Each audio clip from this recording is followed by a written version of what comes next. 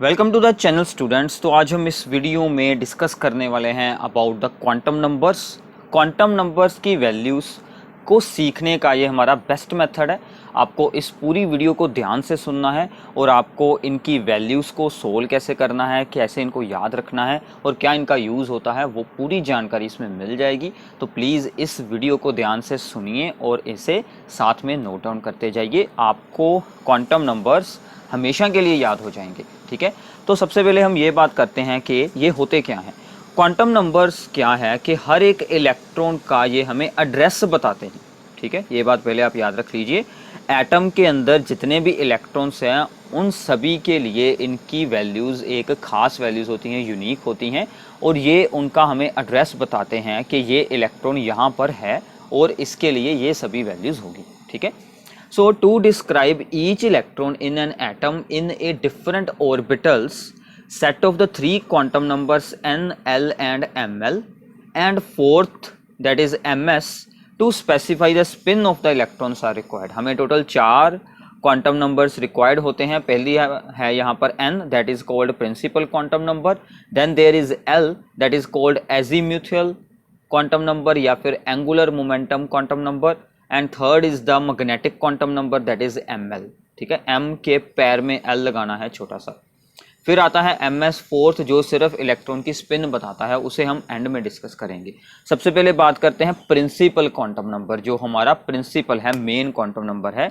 n की values क्या क्या हो सकती हैं? 1 2 3 4 अप टू सो, मतलब इनकी वैल्यूज शुरू होती हैं 1 से। ठीक है, ये हमें क्या बताता है? मेन एनर्जी शेल के बारे में, जो हमने रीड किए हुए हैं। एक होता है के शेल या फिर L shell, M shell, N shell, ये हमें उनके बारे में बताता है। ठीक है, जो एन होता है प्रिंसिपल क्वांटम नंबर। सो इसके बारे में हम क्या लिख सकते हैं? इट डिटरमाइंस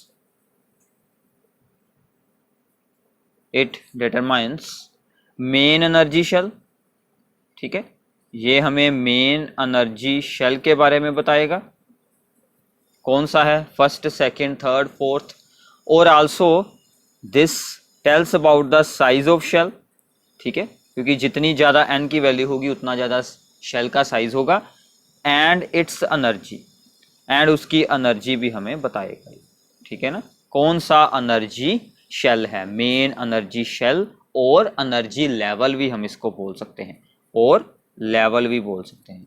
ठीक है, तो ये हो गया हमारा प्रिंसिपल क्वांटम नंबर। सिंपल है, इसकी वैल्यू 1 से शुरू होगी।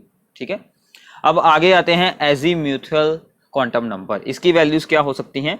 इसकी वैल्यू हर एक n की वैल्यू के अकॉर्डिंग होती है। अगर n की वैल्यू है 1 तो उसके अकॉर्डिंग इसकी हमारे पास अलग से वैल्यू होगी। इसकी वैल्यूज होती हैं 0 से लेकर n-1 तक। ठीक है, इसकी वैल्यूज क्या होती हैं? 0 से लेकर n-1। मतलब अगर n की वैल्यू है 2 तो उससे एक वैल्यू हमें लेनी है छोटी, यानी कि 1, तो इसकी वैल्यू क्या होगी? 0 से लेकर 1 तक। आगे हम इनकी सभी वैल्यूज को बनाएंगे, अभी सिर्फ आपको यहाँ पर इतना याद रखना है। ठीक है, तो L की डिफरेंट वैल्यूज जब हों 0 1 2 3 तो इनको हम डिफरेंट सिंबल्स के साथ डोनेट करते हैं। ठीक है, 0 के लिए हमने बनाया है S सबशेल, इसके साथ हमें क्या मिलते हैं? सबशेल। 1 पर मिलता है P सबशेल, 2 पर मिलता है D सबशेल और 3 पर मिलता है F सबशेल। ठीक है, सो ये सबसे इंपॉर्टेंट है। यहाँ पर 0 के लिए है S, 1 के लिए है P, 2 के लिए है D और 3 के लिए है F, ऐसे ही 4 के लिए होगा G। ठीक है, अभी तक इतने ही एलिमेंट्स हुए हैं डिस्कवर, सिर्फ F तक यूज होते हैं। ठीक है, so this L that is the azimuthal quantum number determines, ये हमें क्या क्या वैल्यूज के बारे में बताएगा? This determines about the angular momentum of electron. ठीक है, यह हमें इलेक्ट्रॉन की एंगुलर मोमेंटम के बारे में बताता है, जिसका फॉर्मूला है, आपको सिर्फ रीड आउट करना है, ये ज़्यादा यूज नहीं होता। h/2 pi into square root of l into l+1, जो भी l की वैल्यू है वो इसमें यूज कर ली जाती है। ये इसका फॉर्मूला है। ठीक है, जो एंगुलर मोमेंटम बताता है। इसके अलावा ये हमें शेप ऑफ ऑर्बिटल, आपने शेप्स ऑलरेडी रीड की होंगी, ठीक है, उनके लिए हम अलग से वीडियो भी बना सकते हैं। शेप ऑफ ऑर्बिटल्स होती हैं एस की अलग, पी की अलग, डी की अलग, एफ की अलग, ठीक है, shape of orbital, and this also tells about subshell, ठीक है। सो एनर्जी शेल्स या मेन एनर्जी शेल के बाद आ गए सबशेल। सबशेल कौन से हैं? S P D F. S P D F क्या है? सबशेल्स हैं, सबशेल्स। ओके, इतना पता चल गया, काफी सिंपल था ये। अब आगे आते हैं मैग्नेटिक क्वांटम नंबर, ठीक है। मैग्नेटिक क्वांटम नंबर को m के साथ, l के साथ डोनेट किया जाता है। अब इसकी वैल्यू जो होती है वो l के अकॉर्डिंग होती है, ठीक है। सो सबसे पहले n के अकॉर्डिंग l की वैल्यू, l के अकॉर्डिंग ml की वैल्यू, और इसकी वैल्यू होती है -l से लेकर +l तक, ठीक है, -l टू +l। मतलब अगर इसकी वैल्यू मान लीजिए n की वैल्यू है 2, यहाँ पर l की वैल्यू, तो इसकी वैल्यू क्या होगी? -2, -1, 0, 1, 2। मैंने आपको बताया हम आगे इन सभी वैल्यूज को एक्सप्लेन करने वाले हैं, ठीक है। ये सभी इंट्रोडक्शन है इसकी। ओके, सो अब आपको यहाँ पर याद रखना है जो s होता है, ठीक है, तो ये हमें बताता है कि इसमें कितने ऑर्बिटल्स हैं, ठीक है। So this tells about the, सबसे पहले हम ये लिख लेते हैं, ये हमें किस चीज के बारे में जानकारी देता है? ओरिएंटेशन ऑफ ऑर्बिटल,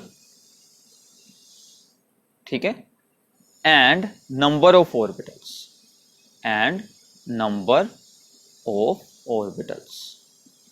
ये हमें इन दो चीजों के बारे में बताता है। तो प्लीज आपको ये सभी कुछ नोट डाउन करना है, ठीक है। ओरिएंटेशन का मतलब होता है कि स्पेस में जो पी ऑर्बिटल है या फिर कोई डी ऑर्बिटल है, उसकी डायरेक्शन, उसका जो वहां पर ओरिएंटेशन है, पी ऑर्बिटल इस डायरेक्शन में है या फिर इस डायरेक्शन में है, कौन सी डायरेक्शन में हमारा पी ऑर्बिटल है, ठीक है, एक्स एक्सिस पर है, वाई एक्सिस पर है, जेड एक्सिस पर है।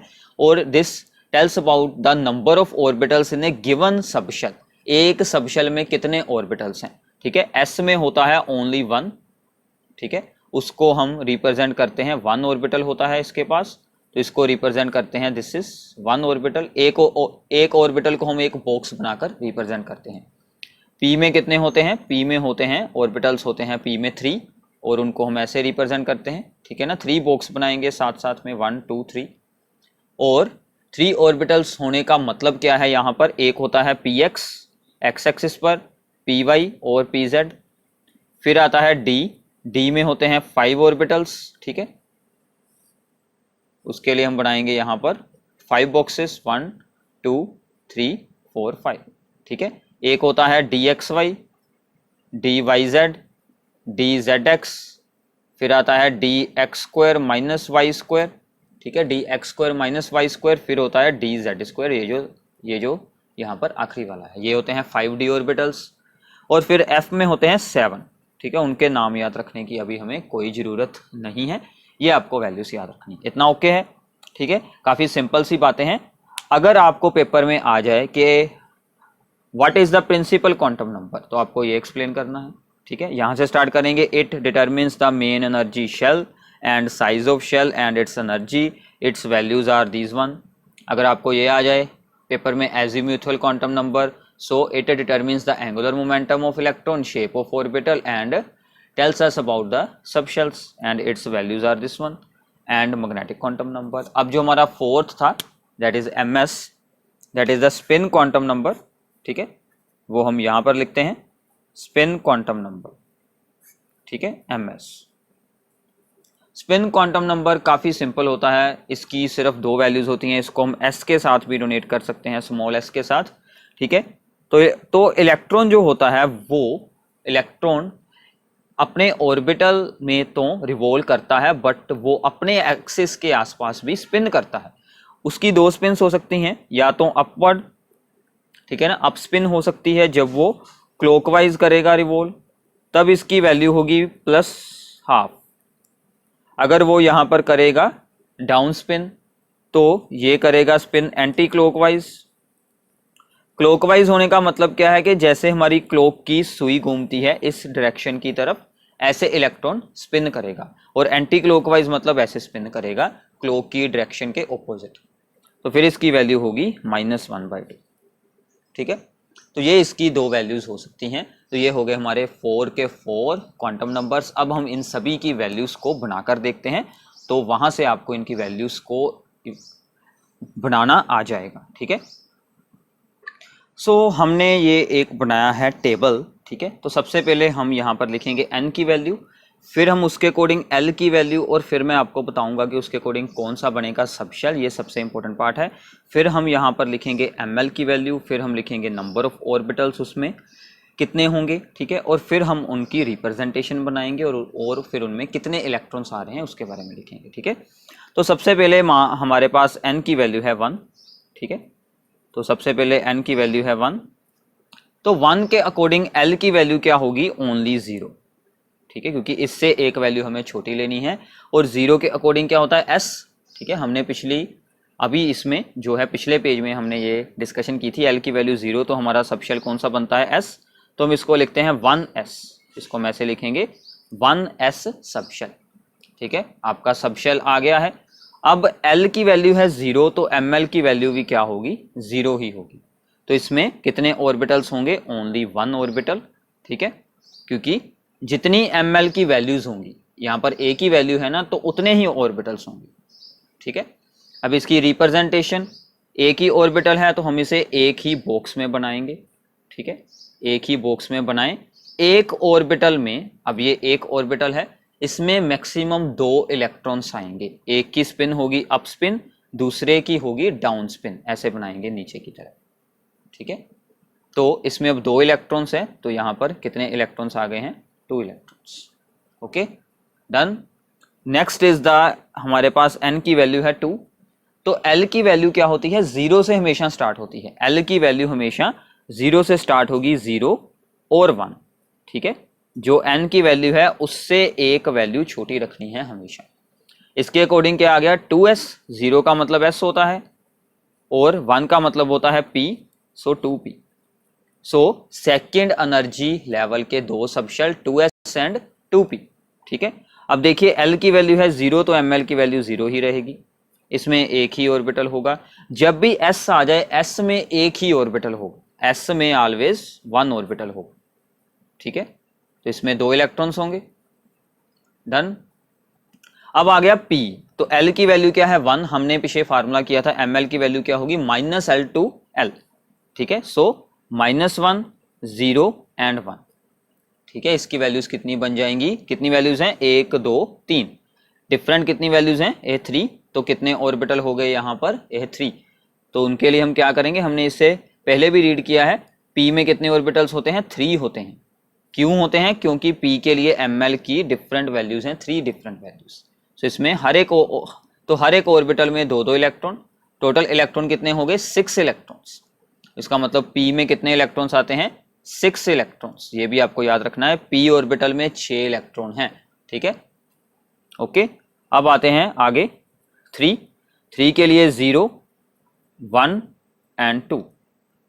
ठीक है, 0 के अकॉर्डिंग कौन सा बनेगा सबशेल, 3s। 1 के अकॉर्डिंग 3p, देन 2 के अकॉर्डिंग p के बाद d, 3d। ठीक है, तो l की वैल्यू है 0, तो ml की वैल्यू भी 0।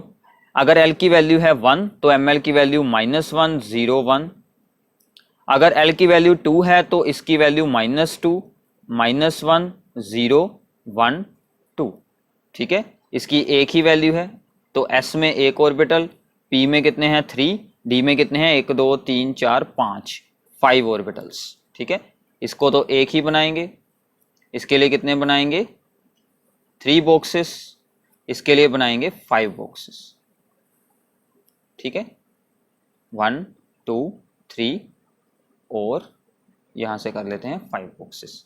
इसमें कितने इलेक्ट्रॉन्स होंगे, 2। ठीक है, इसमें कितने होंगे 6, क्योंकि हर एक में 2 2 आएंगे। इसमें कितने होंगे 2 4 6 8 और 10। सो D में कितने इलेक्ट्रॉन्स आते हैं, 10। P में कितने आते हैं, 6। S में कितने आते हैं, 2। ठीक है, ओके है। ऐसे ही आप इससे आगे भी सोल्व कर सकते हैं। 4 के लिए 0 1 2 एंड 3। ठीक है, 0 के अकॉर्डिंग 4s, 1 के अकॉर्डिंग 4p, 2 के अकॉर्डिंग 4d, 3 के अकॉर्डिंग 4f। ओके, अब 0 के अकॉर्डिंग एक ही वैल्यू होगी, इसके बाद -1 0 1, इसके लिए -2 -1 0 1 2, और इसके लिए -3 -2 -1 0 1 2 3। तो S में कितने ऑर्बिटल्स हैं 1, इसमें कितने हैं 3, D में कितने हैं 5 और F में कितने हैं 7 हैं, 1 2 3 4 5 6 7। ठीक है, अब फिर से इनको भी ऐसे ही बनाना पड़ेगा। ठीक है, इसके अंदर एक है, इसके अंदर कितने हैं, ये है 3 ऑर्बिटल्स, इसके पास हैं 5 ऑर्बिटल्स 1 2 3 4 5, इसके पास हैं 7 ऑर्बिटल्स। ठीक है, 3 4 5 6 7। ठीक है, अब इसमें कितने इलेक्ट्रॉन्स हैं 2, इसमें आएंगे 6। ठीक है, इसमें कितने आएंगे 10। जितने ऑर्बिटल्स हैं उसको आपने 2 के साथ मल्टीप्लाई कर लेना है, उतने ही इलेक्ट्रॉन्स होंगे। ठीक है, इसके पास 2 इलेक्ट्रॉन्स, इसके पास 6, इसके पास 10, और F में कितने इलेक्ट्रॉन्स हैं 14 इलेक्ट्रॉन्स। ठीक है, तो ऐसे आप इन सभी इलेक्ट्रॉन सभी क्वांटम नंबर की हेल्प से हमने क्या देखा कि फर्स्ट एनर्जी शेल में कौन सा यहाँ पर है सब shell, that is the 1s सब शेल। ठीक है, और 1s में हमारे पास ओनली 1 ऑर्बिटल होगा और उसमें 2 इलेक्ट्रॉन्स होंगे। फिर इससे आगे हमने ये देखा कि दूसरे सब शेल में, ठीक है, 1 में ये हो गए, ओके, सेकेंड में 2 सब शेल हैं, तो उनमें ऑर्बिटल्स होंगे, उनमें इलेक्ट्रॉन्स होंगे। अब देखिए सेकेंड सब शेल में टोटल इलेक्ट्रॉन्स कितने हैं 8 इलेक्ट्रॉन्स, थर्ड में टोटल इलेक्ट्रॉन्स कितने हैं 10 6 और 2 18, और फोर्थ में टोटल इलेक्ट्रॉन्स कितने हैं 32। ठीक है, सो अगर आपने टोटल नंबर ऑफ इलेक्ट्रॉन्स किसी भी सब शेल किसी भी मेन एनर्जी शेल में देखने हो, सबसे पहले में 2, सेकंड में 8, थर्ड में 18, फोर्थ में 32, ये आपने अपनी छोटी क्लासेस में इलेक्ट्रॉनिक कॉन्फ़िगरेशन सीखी होगी, 2 8 वाली वही होती है, बट अब हम ये वाली यूज़ करेंगे, इनके अकॉर्डिंग अब हम करेंगे। तो आपको सबसे इंपॉर्टेंट यहाँ से पार्ट इसको याद रखना है कि 4 के अंदर 4 सब शेल, थर्ड के अंदर 3 सब शेल, सेकंड के अंदर 2 सब शेल, फर्स्ट के अंदर 1 सब शेल। इनको आपने अच्छे से याद रख लेना है। ठीक है ना, 1 का 1s, 2 का 2s 2p, 3 का 3s 3p 3d, 4 का 4s 4p 4d 4f। ठीक है, तो इसका एक चार्ट बनाएं अच्छा सा, बिल्कुल साफ साफ, और उसके साथ इसकी प्रैक्टिस करें। तो इन पर बेस्ड हम कुछ प्रॉब्लम्स के बारे में डिस्कशन करते हैं। जैसे कि आपको इसके बारे में ये पूछा जा सकता है कि right the values of n and l and ml for the orbital 3d। ठीक है ना, 3d ऑर्बिटल के लिए हमें ये सभी वैल्यूज़ को लिखना है। ठीक है, तो जब ये ऑर्बिटल आ गया है 3d, ठीक है, और जो वैल्यू आगे है दैट इज़ द n की वैल्यू कितनी होगी हमारे पास, ये 3। ठीक है, सिंपल है। और d के अकॉर्डिंग l की वैल्यू क्या होती है, ये हमने याद किए थे already, 0 1 2 3 s p d f। तो d के लिए l की वैल्यू होती है 2।